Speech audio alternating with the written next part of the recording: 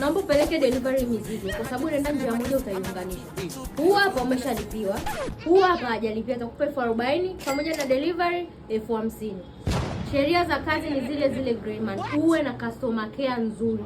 Sasa uchanganye jamani, uchanganye hela ya Wachaga, unajua ilivyo ngumu. Sasa uende ukapiga story huko, hii mizigo tena ya kufanya delivery. Sawa. Haya nenda. Nikitema mate chini, yakikauka huo umesharudi hapa. Really nigga. Wewe kaka, mbona ufiki? Mpaka nishaanza kuchoka kusubiri. Dada, mbona mimi nishafika, niko hapa mlangoni tayari. Nachoka. Haya nakuja. Cap D coming. Robo tatu ya dunia maji. Bariki wengine pia, utaniua na baraka Mungu wangu, utanivunja na baraka. Bam.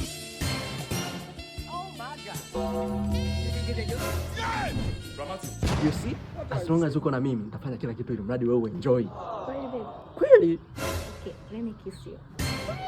Okay, sawa. Wewe Acha. Salam. Kwa sababu umenichelewesha. Nyingine kunifurahisha huduma yako. Nitakulipa na nitakupa zawadi ya kiss.